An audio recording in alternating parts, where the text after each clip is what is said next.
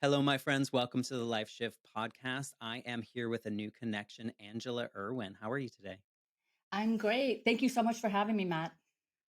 It is my pleasure. And I was telling you before the recording, sometimes I get more pitches now that I'm hitting this year mark on the Life Shift podcast. And the way that you approached potentially being on the show was just so gracious and kind. And I'm just so excited to talk to you mainly just because of that, because, the human connection is so strong. And by hearing these stories, whether or not we've had the exact same experience, there are parts of pretty much every story that I've heard that I'm like, that connects with me. I can relate to that. And so by doing the pitch the way that you did, it really filled that part of my heart. So thank you for that. Oh, well, thank you. I was just really drawn to what you're doing with the podcast. And as you say, just the sharing of people's stories. I'd find myself like nodding my head along as you're having discussions with your guest. And so I thought I would love to have the opportunity to come on. Well, thank you. And I'm looking forward to it. And so, typically before we get to that life shift moment, that really pivotal part that kind of changed the trajectory of your life, I like for the guests to kind of paint the picture of what your life was like leading up to that moment. And from our earlier conversations, there's a lot of things that led to this moment. So maybe you can just kind of paint that picture for us and give us just like an intro to you.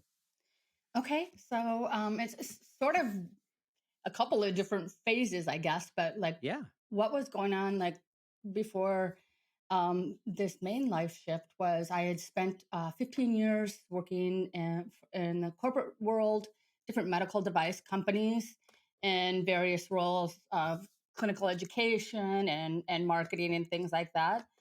Um, I had lived and worked on three continents, was doing a lot of traveling. By this point, my husband and I were already living in France. Oh, And, rough life. that's sort of an interesting thing that I grew up in South Dakota It's a on a little different. farm outside a town of about 1,000 people. So to now, have lived in France for the past 13 years and 10 of which is in Nice in the south of France, it's, quite a different, as about as far away as one could imagine. um, and yeah, so I mean, I definitely had some experiences in my childhood. Talk about that probably as we go through. But basically, I was like, okay, life is good. Um, and around probably about 2 months before my 40th birthday, I got notification that my position was going to be eliminated. Oh, no. Yeah. And so I took that very hard because I was enjoying what I was doing. I was doing, as I mentioned, clinical education. And so I had basically we're training surgeons in 16 countries around Europe how to use our products in their surgical procedures. So it was a lot of travel. It was, meeting like uh, amazing surgeons and things like that.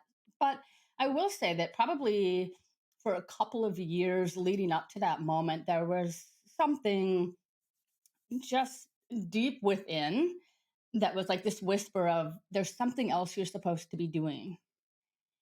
But I never, really took the time to think about that or what would that look like or pursue that in any way because you're busy and work and um and when that happened when my job was eliminated, I mean it hurt at the time for sure, but now looking back it really was a blessing because I don't think I would have on my own volition because you're making a nice Right. income and you're Right. traveling and these perks. I don't think I highly doubt I would have walked away from that. Um, Yeah. I mean, I think that there's something to be said. I've talked to a lot of people about, this particular concept that society has like kind of ingrained in us that like a good job, lots of money, lots of perks, that should, quote unquote, should fulfill us. And it's kind of like we're stuck in it. And like we it's like, why would I leave it? Because I've been told that this is the pinnacle of, of life, is to have a great job that gives all these perks and money and all that that goes along with it. And so I completely relate to the idea of like, why would I leave? But also feeling like, should I leave? Yes, yes, 100%. And I think for a lot of that time, I was thinking, okay, so I might not necessarily be front lines helping people, but I'm helping these surgeons, help their patients. Right. Probably 90% of those patients were cancer patients, and from all sorts of different cancers and things like that. So it's like, okay, I'm doing something to contribute. Right. So yeah, that's how I sort Yeah, of there was looked like at that as well. a social good in a component of that, and maybe it wasn't directly, but indirectly you are saving lives. I mean, there's you could make those connections. Yeah, yeah, that is true. Not to toot your horn for you, but you know, I think something like that where you can feel that fulfillment in that way also would make it harder to listen to that whisper in your head telling you like there's more for you out there. Where did you go from there? Like what, so you lost this job and what did that trigger for you? Yeah, so fortunately had a great severance package. So that gave me some freedom because, and like I said, having just turned 40, I'm like, if I don't, the easier thing would have been to find a similar job. But because I'd had that, sort of whisper for quite a bit of time, I'm like, okay, no, I've just turned 40. If I'm going to do something different, now is the time. But the scary thing was I had absolutely no idea what that was. Like I wasn't one of these people who was like, I've always wanted to like fill in the Same. blank and I'm gonna go for it. I had no idea what I was gonna do. But I just basically allowed myself time and was just curious. Mhm. So I would somebody would invite me to something, or I would be like, okay, well, let me just check that out and see if that's for me. And tried a few different things, and that it was not for me. But I found my way to life coaching, and I didn't even know what life coaching was. The first I met a woman here in Nice at like a meetup group, and she said, I'm a life coach, and I was thinking to myself, what is a life coach? I was I like, I I know I I career coach. yeah, I don't think you're the only one thinking that. I was just like, and she kept saying to me, "Oh, I'd love to offer you a complimentary session and all this." And I was just like, I've been making my life decisions for 40 years, so I think I'm okay. But one day she's like, well, let's just have lunch. And we had lunch, and she was just asking me these a series of questions and just really interested. And then, after a while, she sort of just sat back and crossed her arms and smiled at me. And I'm like, what? I don't get it. What's going on? And she's like, that's what a life coaching session is like. And I just remember going, wow, that was really helpful because there was moments of clarity. Like she's, Mhm. helping me sort of find some clarity around in this time where I was like, I don't know what it is that I'm looking for. And so yeah, it's so interesting how the one decision to, you know, pursue something different, even having no idea what it was, I could not have imagined a sequence of events that have come into place since then, but including probably the most emotionally painful time of my entire life. But without going through that, I wouldn't be where I am right now and really feel like I've uncovered my life's purpose, which is interesting because it involves the thing that I have felt deep shame about and wished that I could, for the majority of my life, wished that I could change, Mm. now ends up being the thing that's allowing me to, really serve a purpose. Yeah. So, I you just like hinted at two moments and I'm like, where do I go next? Because I think one informs the other, but one exposed the other. So, I would imagine I think I'd like to hear this emotional this part that was really hard because I think people listening can really relate to that. And then if we go back to that earlier moment that informed that, I think it explains some things as well. So, what you got into life coaching and you were doing that, but then you said it kind of brought you to this really emotional, hard part of your life. What was that lead up to that? Yeah. So once I discovered, I'm like, okay, this is so interesting. I can really help people. Like like I can help people. Um, and so I found a program that I wanted to join. I signed up for a year-long life coaching certification, and it was also how to set up an online business. So this is 2016. So Okay. this was a bit ago. And about 3 months into the year, I was in what I now what I now call shutdown. Um, I didn't want to get up.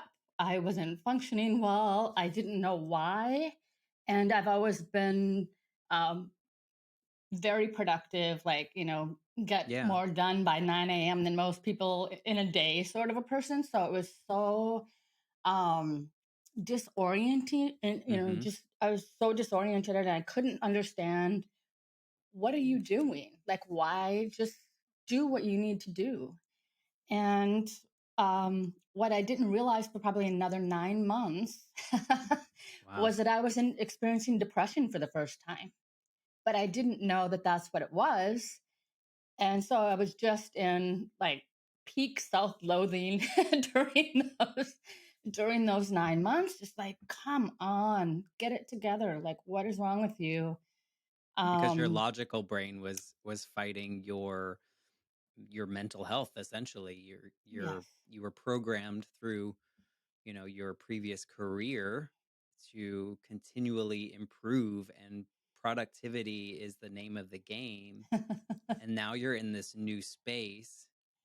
Were you helping others at this time, or were you still kind of exploring the certificate I part? was I was still, for the most part, exploring the certificate, and and because I just felt like such an imposter. I mean, you talk about Mm, imposter syndrome. I'm like, yeah. Like, who am I wake I? up in the morning and my body, like, it just felt like full body tingles. Like I felt, Mm, initially when I woke up, like I couldn't even move. It was just the weirdest feeling that I had never experienced. And I'm like, well, how am I going to be out there saying, let me help you when I can't seem to figure out what the heck is going on with me?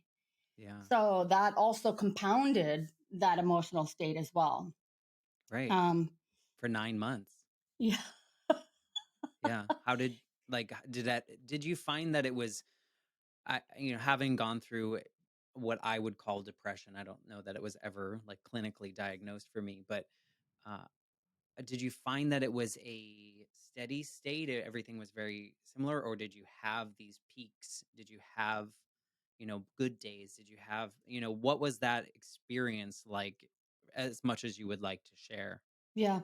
And it's a lot of it is a blur, to be perfectly honest. But Mm, yes, I mean, there were definitely some, highs, and doing like some training workshops and, things like that. And then you go, okay, right, I'm back on track. And following the high would be a low, mm, even more low, because then you're like, oh, that was just a fluke. And this mm, is, I've gotten to know a lot about imposter syndrome since then, but that's sort of, the way imposter syndrome works. Like we tell ourselves we did this great thing at work, or we got this promotion, or we did a great job on this project, or fill in the blank. And then all of a sudden the brain goes, whoop, that was a fluke. They're going to find you out. Like they know you're not, capable of it. It's all that yeah. stuff, and that's what's going through your mind. And if you don't know how to turn that off, that's why I stayed stuck for so long. I didn't Mhm. know. Like I said, I didn't know what was happening, but I didn't know how to stop it either. Yeah. So when you got to that 9-month period, was there like I mean, I think this is kind of where one of your life shift moments was. Like, what was the significant moment that helped you turn it off or kind of emerge from that state that you were in for so long, because that gets even harder when you're in something for so long. It almost becomes normalized in your life, and it's even harder to get out. So what brought you, or what snapped you from that moment?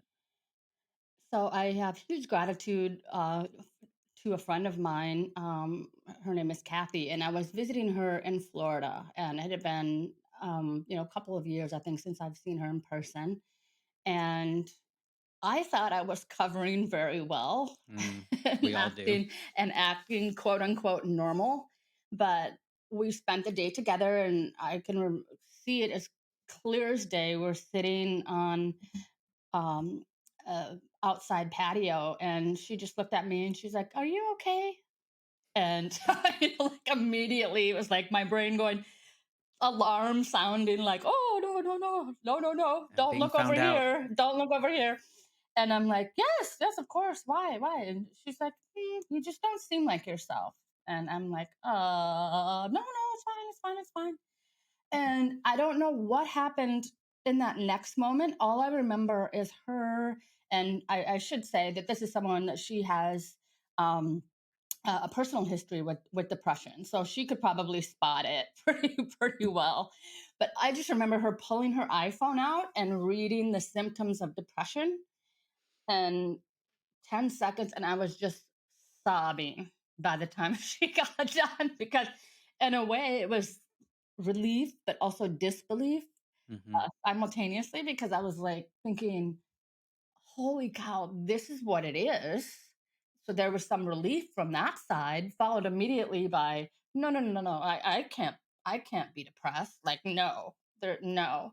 I live in the south of France. That's literally a thought that went through my head. Like, Right. I can't be depressed.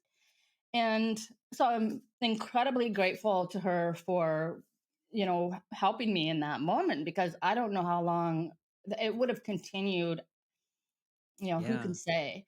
Humans are And so good at covering things up and pretending and not being emotionally vulnerable with other people. And, to have someone that you seemingly care about open that door and say, you know, have you thought about this? It kind of opened your eyes. Did you feel a little exposed at that time as absolutely, well? Like, absolutely. I was like, oh my gosh, like, no. And then it came back home to France and was like, okay, now I know what it is. I can yeah, manage this. I can handle this. I know what it is now. yeah, Huh, no. So I wasted another probably month to 6 weeks thinking I could outrun this thing.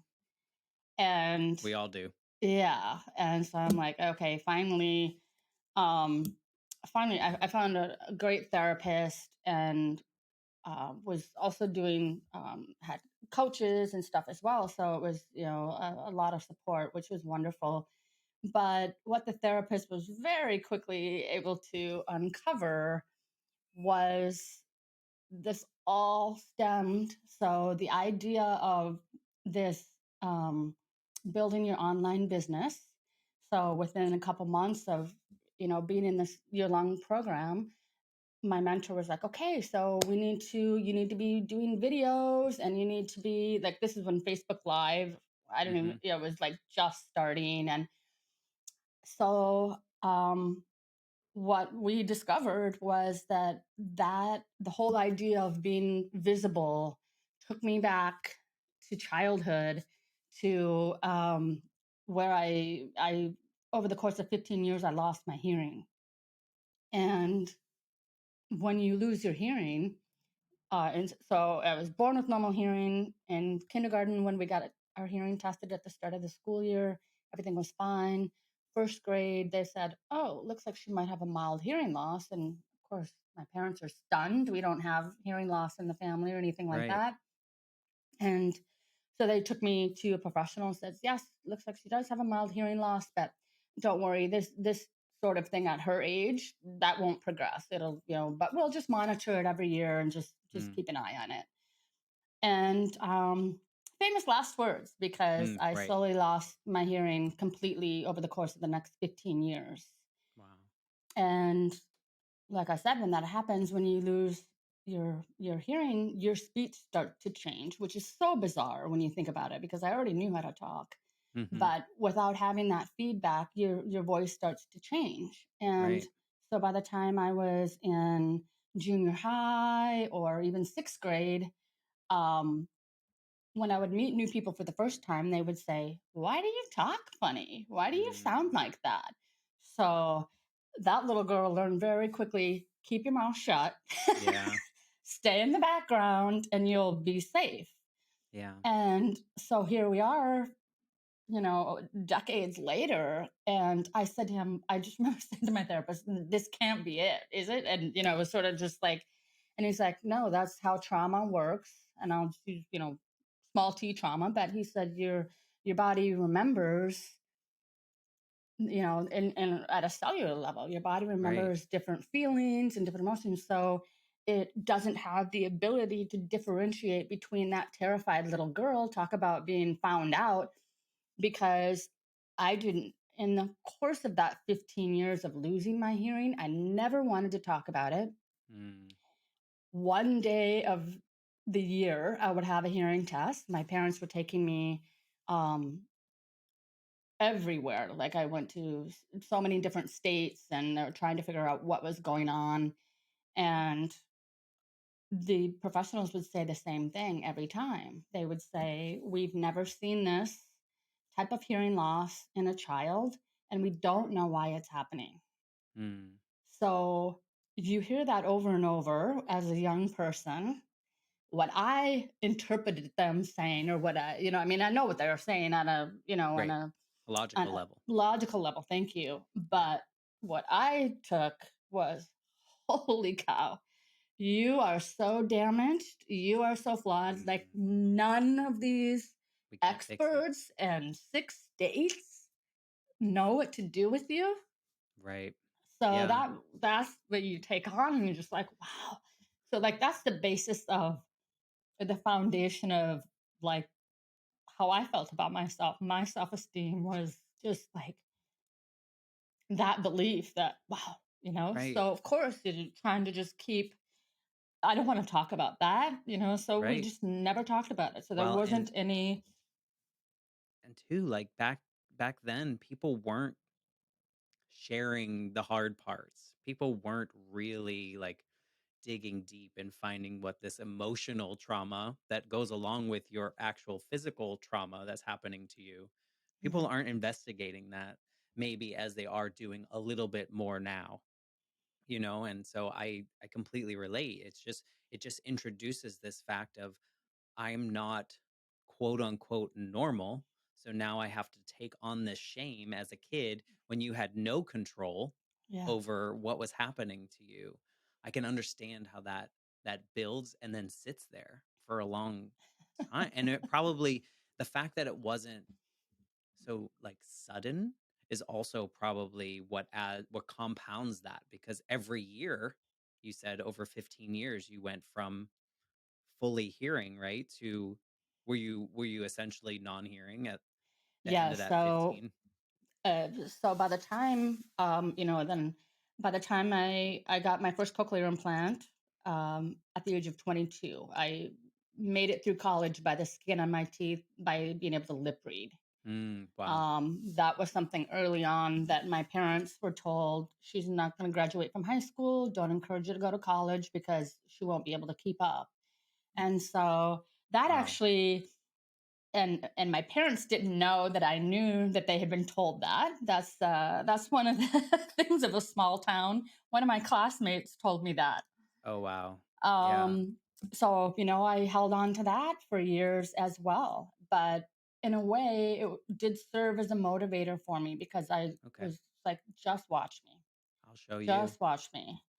And so I was able to, complete my undergrad, and I moved to Colorado shortly after that. And who knew that elevation impacts hearing? Really? Yes. So I did not. yeah, me either. So that was not a fun surprise. So within I think about a month or 6 weeks of getting there. Like it was if I What does couldn't it read your do? lips, I couldn't understand anything. I couldn't use a phone. So this is like 1997 or 1996. Couldn't use the phone anymore. Was I this after your cochlear implant, or was this this was before. okay, Yeah. And so then I just felt like, okay, well, I'm gonna have to try this. I was not excited about getting the cochlear implant. I didn't think it was gonna work very well. Um, yeah, whole story around that as well. But the good news was that it did work. And works fabulously. I just have had it now for over 25 years. It has given me my life back. It's given me a second chance at life. And so I thought at that point, all that stuff from childhood and all that, right? was I just The was like, Band-Aid, oh, that's done and over. And so the surprise to have right? 15 years of undealt with emotions pop up at 42 or Right. whatever I was at the time was just mind blowing. Right, because your Um, therapist was, uncovering that your new path that you felt possibly like was the right path for you was now forcing you to be the antithesis of what you were as a teen and a child when you were shrinking back to the back of the room and just not sharing, holding on to shame that didn't need to be there yeah, but was introduced to you in some capacity because of the time. I'm going to say that's probably part of it. And just the fact that in a small town, who has the tools, the emotional tools to help a child through that, right. especially in the time when people just weren't talking about things, in the way that we do now. Imagine if that was there and like what and the fact that you were losing your hearing but people didn't judge you any differently. And maybe they didn't. Maybe that was self-imposed, who knows how that goes, how we do that as Yeah. children. We take that on. I mean, I can relate that I always went into a room after my mother died. I always went into a room self-identifying as the child whose mom died. Mm, And so I'm sure that as a child with hearing loss, that was always top of mind that like someone's going to discover this. So let me just hide back here. Or in my case, was always like, let me lead with that because that will protect me as well from all the other things that come from it. well, yeah, exactly. That's yeah. So your therapist introduced the fact that your childhood trauma was now manifesting in your 40s. How did you, like, when you first heard that, how did you process that? Oh my gosh, there was just so much emotion. I swear it was 15 years of tears, or maybe even 30 years of tears stored up. That it was just um so again, it's like simultaneous emotions. There's relief, there's let's okay, now we know what this is. Let's get this done and dusted. And I can remember him sort of chuckling. I'm like, well, we've had two sessions. Like, let's Done. close Yeah. this deal. Like, he was like, That's your corporate life speaking up here, exactly. right? It's like, Let's let's get close this this done. deal. That is. And he would say to me, he said, Angela, if you had a broken leg, would you just continue to walk on it? And he did say that to me a number of times. When sometimes when you're in a state, you need to sort of hear that, because I was just like, all right, let's move this along. And he's like, sorry to be the bearer of bad news, but that's not how this works. And so that was, a really just really emotionally painful time working through all of that.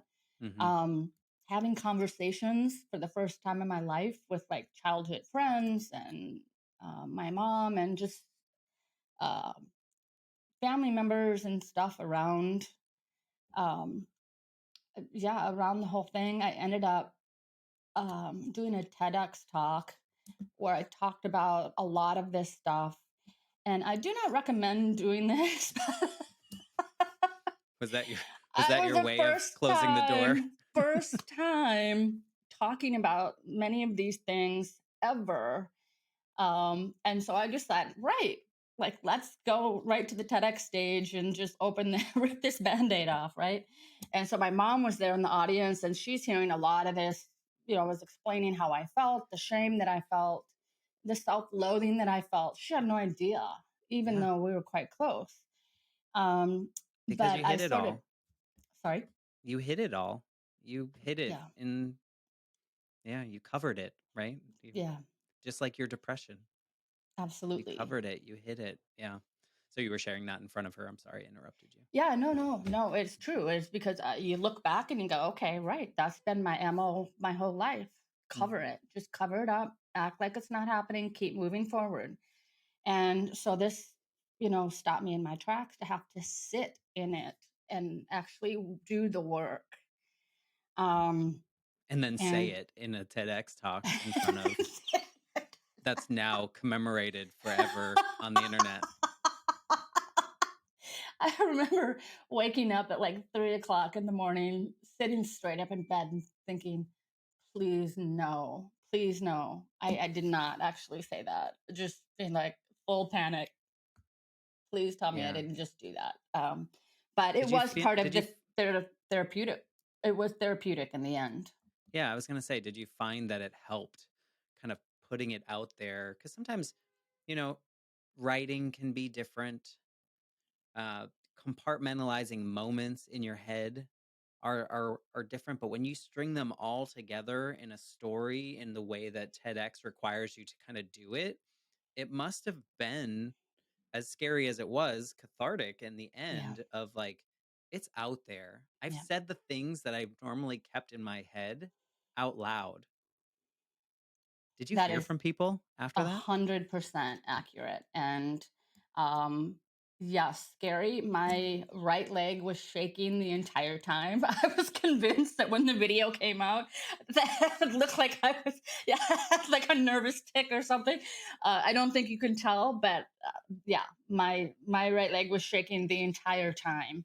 But you're absolutely right. It was like, okay, wow, okay, that's out there, and you can sort of release some level of the story and of the emotions. And had I not, I ended up, pivoting my life coaching focus based on going through that experience because I didn't realize we could change the way that we feel about ourselves. That our self esteem or our self worth or whatever you want to call it is formed in childhood in those years, usually around 6 to 9 years old, and until it's ever looked at some point in life, and most people never even evaluate what is it that I truly believe about myself.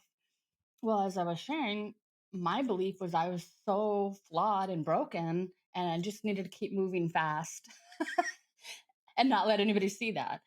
Right. Um, Probably but why you were so successful in the corporate world. yeah, Push, I push, agree with push, that. prove, Yeah, prove, prove. yeah, yes. So that very much served its purpose um, in that environment. And so when I was like, oh my gosh, we can change the way we feel about ourselves, we can have that self compassion, we can comfort that little girl, all of these different things. And I was like, okay, this is what I want to help people with. I want to. So I pivoted just from like general life coaching more into confidence coaching, which what I really spend most of the time or the majority of time on with my clients is around the self-acceptance, the self-compassion, the turning down the negative self-talk that we all do, um, you know getting them into action mode, because when we really, that's where confidence comes from, is actually taking action. We think that, oh, I'll feel confident once I get the promotion, lose the weight, find the partner, fill in the blank. And Yeah. it doesn't work that way. We have to um, be compassionate with ourselves, and just take action, put ourselves out there, a little, one step at a time, but at least we're in forward motion. And that really helps. The self-compassion part is so important around building resiliency because we're not aiming for perfection. We're just saying like, take a step and then the next Mhm. step and the next step, and whatever that is, in whatever area of your life, whether it's relationships or parenting or um, in your job, or just trying to have that forward movement. And life is life, right? It doesn't always go the way we hope, but the goal is to not stay stuck. And so when we do have a setback, we're able to bounce back much quicker. Our resiliency muscle is really, um, it's driven by self compassion. We're like, Yeah. okay, shoot, that didn't go the way I wanted. Now what can I learn from this? What can I do different next time? All right, let's go again, sort of a thing. And so that's what my self-talk sounds like, more these days than just the brutal self-loathing and beating up Yeah. of myself during that time. Do you think that, I mean, I would imagine you see this in your clients, is that the first, or like one of the first steps is really this self-awareness of like where we are and what we are, and not the stories we've told ourselves, not what we've allowed society to tell us that we are. Even in your journey, it's like you have these little moments, and it's like, not little. You have these big moments in your life that have really pushed you in certain directions, right? Like the cochlear implant pushed you to probably like, okay, now I can do even more than what people said I couldn't do. And then your job going away pushed you to be like, oh, now I have to figure out like, society was pushing me along, right? I was just being successful. I need to show everyone, I can prove them wrong. That was my Right. motive when I was when I was a kid. Like, Yeah. you're gonna fall apart. Your mom's dead. Like, but I was like, well, no, I'm gonna be the best student. I'm gonna get this. I'm gonna get, and just kind of moving through it. And then at one point I was like, no. So that was kind of like your job going away is like, oh, now I need to figure out what I want to do. So then you're like in this avenue of like, okay, this is right. But then you realize that you needed to figure out you were depressed, which then triggered the therapist, which then reminded you of your childhood, which then made you do the TED Talk. And the TED Talk feels like that's the moment that has shifted you into the space that you're in now, into this, like, you let it out and you realize, oh, wait a second, I can love myself. I'm allowed to do this. Maybe I can help other people do it now that I've done it. Would that be a did I paint it somewhat close? Perfectly close. That's a very vivid, whatever iPhone 12 vivid photo. I just feel like it's so interesting,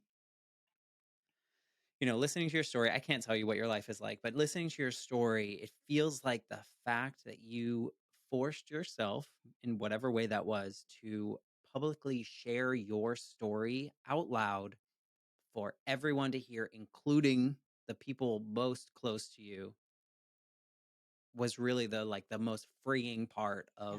of your journey thus far, and kind of aligns with why I even have the Life Shift podcast to begin with. Is like the power of sharing our story, one, can do so much for ourselves, right, in that moment when we're doing it, but also the people listening to it. And curious on my sense, did you have a conversation with your mother after you did that TED Talk? Did you guys get to talk about that? We did. And yeah, she just, again, she had no idea of all of that. And Right. um, I've, we've had some hard, I'll be honest, we've had some hard conversations around that. Yeah. But it wasn't about blame. You hit Right. on it so well. It's like we're in a town of 1,000 people. She's 30 years old at the time that this starts happening, or whatever age. She's not like, she doesn't know how to guide me on the Mhm. emotional thing. They were so focused on why is this happening, And how do I fix and it? how do I fix it? And I'm not a parent myself, but I've had enough conversation, or I've had, lots of conversations with people who say, um, that I could totally understand where your mom is just so focused on why is this happening. I mean, even today, she wants to know why this happened. And I Mhm. have let that go even before all this started happening. probably around the time I turned 30. I was just like, we It don't happened. know. Yeah, it happened. And what's the point? And of, trying to waste any energy looking into this. I'm happy. I have this career. I'm on my My way. thought. And then this stuff wouldn't have happened, or if it wouldn't have happened, and I do talk about this in my TED talk as well. It's like everything. And same with you, losing your mom as a young boy, and those things shape us. And Mhm. as you've shared here, your response and your personality was shaped in a different way than had you not had that experience. And so that was also the freeing part of the TED talk and the work that I was doing with the therapist, to be like, I wouldn't have been who I am without that experience. I am very much an empath. I'm very much compassionate to other people. And the funniest thing to me, the ironic things to me, is I'm a very, very, very good listener. Which, that's a funny thing for the deaf person, but I had to be, because when Right. I was growing It up, makes sense. I had to listen, I had to pay attention to be able to, to hear. And so even like in high school, like, people would come and want to talk to me when they were going through something, which is interesting, sort of fast forward all this time later, and it's like, okay, so this is what I'm doing. Yeah. Um and yeah, it's funny that you say, what you mentioned about, after the TED talk, being, having that freeing moment. You brought a memory for me that even up until that time, if I would be out to lunch or I'd be out with people, even friends, if so, with the cochlear implant, there's still this external component. So if the battery dies, I'm deaf. So, I carry batteries with me. And I would, still in the shame and still in the hiding, I would, change my batteries under the table, like, no one could see what I was doing, or go to the bathroom and change the batteries because I didn't want to. And from whatever, after that, I'd be like, right, at the table, changing my Right. batteries in front of it. And people were like, what the heck is that? And I'm like, oh, I have a cochlear implant. And they're like, you're deaf? And they're like, well, first they're like, what's a cochlear implant? And now, I was just joking with some friends the other day. It's like, now you know, you can't stop me from talking about cochlear implants. Right. It's changed your life. But I mean, it's like we don't talk about, we're like, "Oh, you're wearing glasses?" Like it's the same Yeah, concept in a yeah, way. I mean, a lot less, impactful, I guess. But I mean, some people can't really see without glasses, right? And so I think that's great. It allowed you to feel free. It's out in the world. Now it's really out in the world. It's not like telling your yeah, friend, but you did it on a TEDx stage. It's there. And now, I mean, I bet you think about this. There are people that are watching that TEDx talk that now feel less alone and now yeah, feel like, oh, those feelings that I had as a child without being able to hear, other people had those feelings too.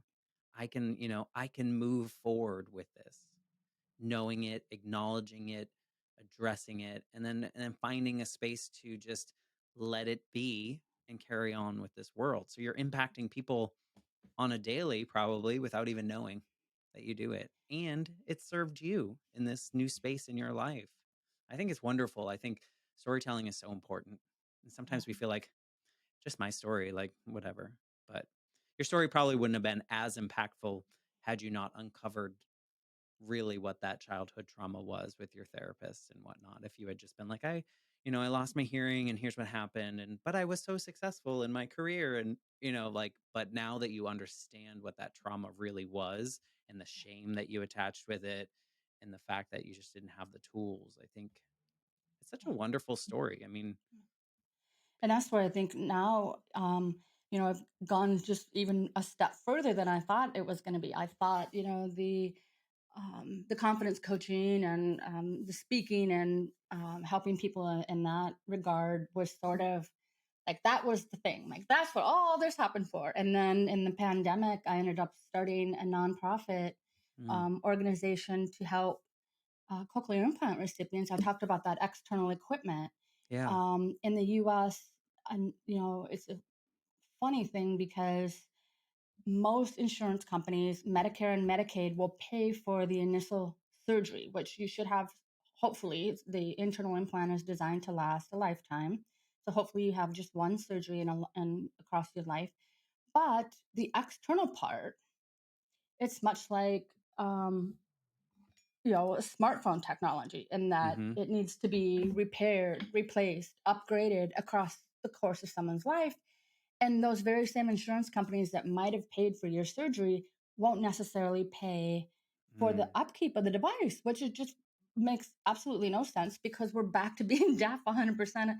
We set up Right. our lives around being part of the hearing world. And, we're having this discussion that I wouldn't be able to have if my external component wasn't working. Right. And, and I knew that this was an issue. And in France, my healthcare reimburses me 100% for this, for what I need.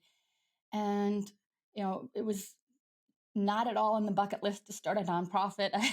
Like, that was never, Right. again, it was just sort of like that calling. And I can just remember saying to myself, I have to try. I have to try because there's going to be people who are having to choose um, between, being able to hear and food Right. or, other necessities that they need. And um, I, reached out to there's three main cochlear implant manufacturers in the world. I actually worked for, I kind of skipped over this part of the story. um, I actually worked for the company for 8 years that made my devices. Oh, wow. So I know, a lot about, Mhm. this space. And so I'd reached out to them and said, do you think this is a need? And they said, oh my gosh, we get calls all the time. Like, this is really needed. So, just to give you an example, an upgrade is about $12,000.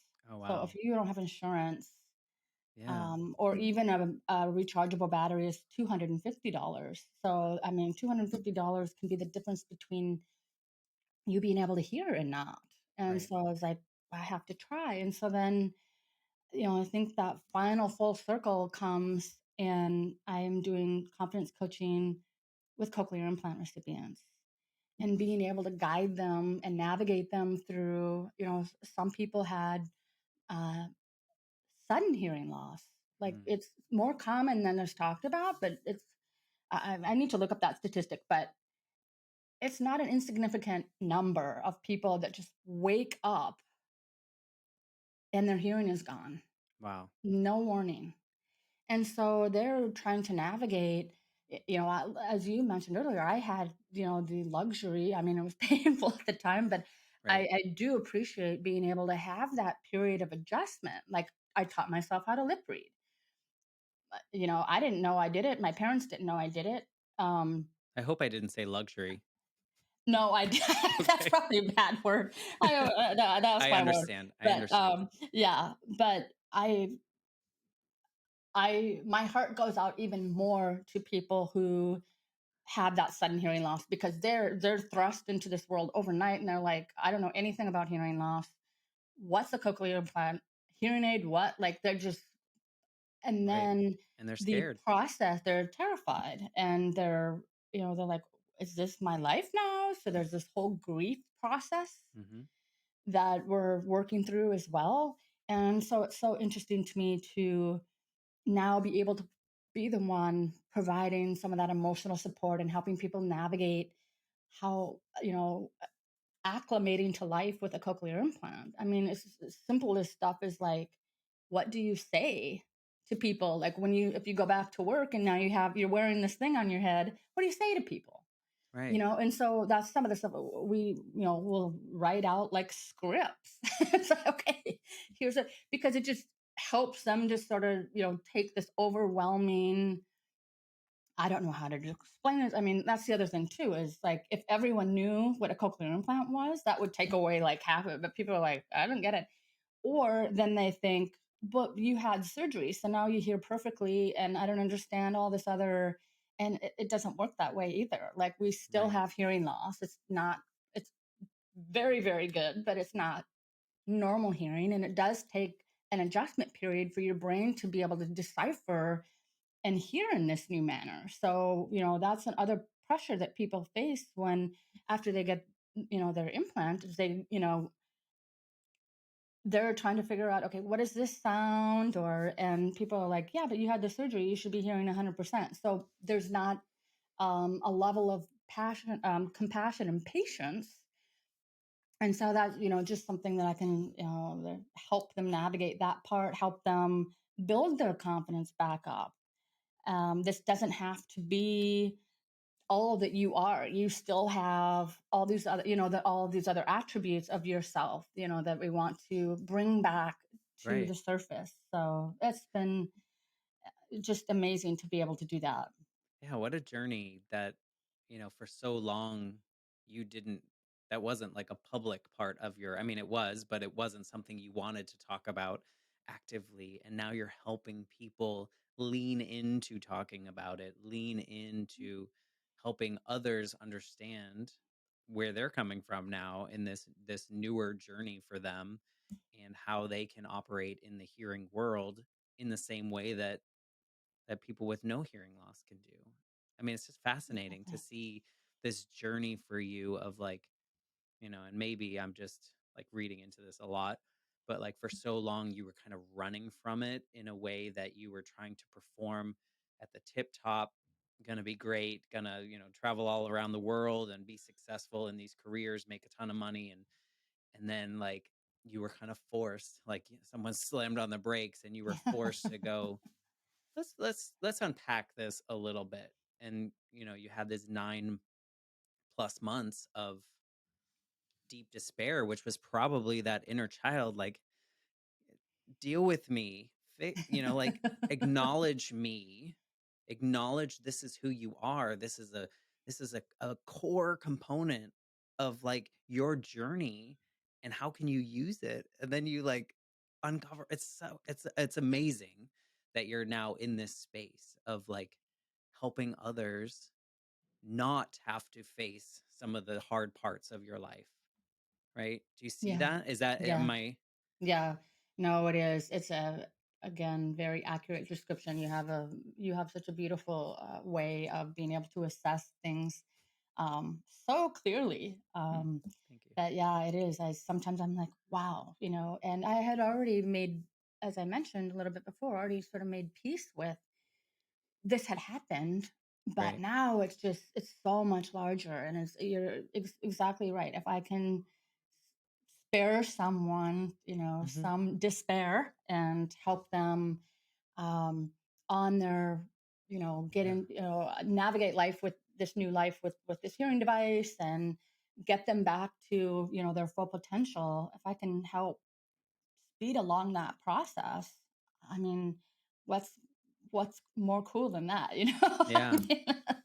And I think part of it, what I connect to the most, and this is the power of story and how your experience is 100% different than my experience, but I feel like we're on these like parallel trains in which we were both young when something happened to us, and we probably let that aged version of us make the decisions moving forward and like what we did in a protection way or in Mm, an escape kind of way. And then at some point we were introduced to the fact that we were doing that, and that's when our life kind of went into the more authentic, aware space in which we can do what we do. Here, I create this so that I can have these conversations and people can share their stories to feel like we do. But you creating the nonprofit and helping people that had similar experiences as you to avoid some of the the parts you didn't enjoy. Like it's just, I think our story right now, or our conversation right now, shares the proof that we have a lot in common, whether mhm, or not we've experienced the same exact thing. yeah. No, I agree. I love the visual of the parallel trains. I think that is 100%. And I like how you said we were introduced. Hey, this awareness, but what a life changing awareness. And I absolutely, with the authenticity part, that was not part of my Right. corporate persona, let's just say. It was always sort of, again, because it comes back to that shame or that the hiding part. I can't Yeah. let anyone get too close. Hmm. I have great relationships, but looking back, and you may experience this as well. You're like, okay, I was not vulnerable. I was not Yeah. like, I was the one was like, okay, tell me your problems, and I won't tell you mine, sort of thing. Let me help you. So I think I've always had sort of that that desire to help Yeah. You're people. doing it. Thank You're you. you're doing it, and you're so inspiring. And I like to kind of wrap up these conversations with a question, and I'm wondering who I'd want this version of Angela to go back and talk to. And I almost wonder if you could go back to that first grade, second grade version of you and give her some advice or tell her something or just be there. Is there anything that you think would serve her well? I think I would go to around the sixth grade, seventh grade um, age of her. And because that's when, like I said, the speech really started to be Yeah. noticeable. And, some people would make fun of it, sort of mimic. Actually, it was if you remember the Charlie Brown cartoons, the Mm, teacher, whenever the teacher would yeah. talk, it would be blah, blah, blah, blah, blah. That's what, one boy in particular really liked to do whenever he heard me speaking. And you just want the ground to open up and swallow Right. you. So I think it would be, yeah, for her, just keep going. It's gonna work out in ways you could never have imagined. Just keep going. Yeah. And it goes back to that point that you made earlier, and I say all the time, is that like these experiences make us who we are and how we got here. And as weird as it is to say out loud, there are few things that I would change, because even the bad, terrible parts created a new awareness, created some kind of growth in me that brought me to this point and brought us to have this conversation. Like one thing could have gone differently and we would have never shared this story with people. I love this, and I'm going to share the information of what you're doing with your company and with your nonprofit in the show notes, and people can connect with you. And if they feel inspired, check out your TED Talk or your TEDx talk and see all that information. But I just so appreciate you coming on and sharing these vulnerable moments with my audience. And who knows who is listening that just needed to hear what you had to say today. So thank you so much. Thank you so much for the opportunity. I love what you're doing. I agree with you. Um, People need to hear these stories, and it's so powerful what you're doing and creating connection and community when at a time in the world where we need that so much. So kudos to you for doing this, and thank you so much for the opportunity to be here. Of course. And if you are listening and you're enjoying the Life Shift podcast, I'd appreciate 5-star review on Apple Podcasts and say something nice, because I don't know if it does anything but make me feel good, but it helps other people understand what the show's about and hopefully reach new audiences. So until next week, we'll see you on the podcast.